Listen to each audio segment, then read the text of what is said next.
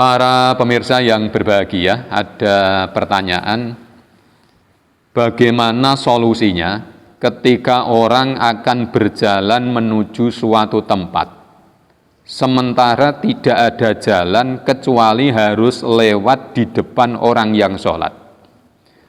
Jadi begini, memang ada larangan lewat di depan orang yang sholat. Bahkan ini termasuk dosa yang besar. Karena Rasulullah Shallallahu Alaihi Wasallam itu menyampaikan dalam hadisnya yang artinya itu kurang lebih begini. Seandainya orang itu tahu dosanya orang yang lewat di depan orang yang sholat, maka berdiam diri menunggu sampai orang yang sholat itu selesai selama 40, itu lebih baik daripada lewat di depan orang yang sholat. Nah, menunggu selama 40 itu tidak dijelaskan oleh Rasulullah. Lah itu ada yang memberikan penafsiran 40 itu ada yang 40 hari, ada yang 40 bulan, ada yang 40 tahun. Kita bisa membayangkan menunggu kok sampai 40 tahun.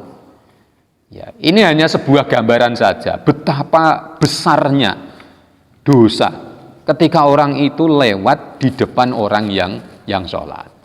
Makanya solusinya begini, ketika kita akan menuju satu tempat dan tidak ada jalan lain kecuali melewati orang yang sholat ini, ya maka harus ditunggu sampai orangnya selesai sholatnya.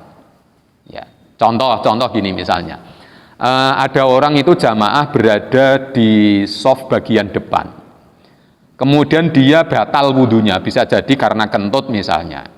Ya mau tidak mau kan dia harus keluar ngambil air wudhu. Nah ketika dia mau keluar itu ternyata tidak ada jalan, ya celah sedikit pun tidak ada, sehingga dia kalau lewat pasti melewati bagian depannya orang yang sholat. Nah ini solusinya ya tetap tidak usah keluar, nunggu sampai sholatnya selesai. Kalau sudah sholatnya selesai baru keluar begitu. Ya karena tadi hadisnya Rasulullah, menunggu selama 40 itu lebih baik daripada lewat di depan orang yang sholat.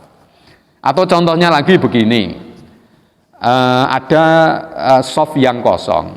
Nah, kita itu maksudnya pengen masuk di shaf yang kosong itu, tapi kendalanya lagi-lagi kalau masuk di shaf yang kosong itu harus lewat depannya orang yang sholat.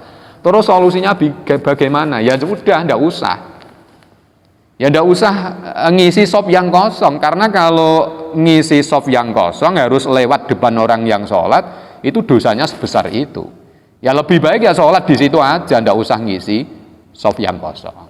Ya.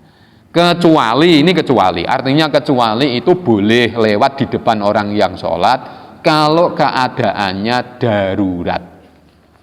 Keadaan darurat itu contohnya gini, misalnya ada orang di tengah-tengah sholat, dia berada di shaf bagian depan.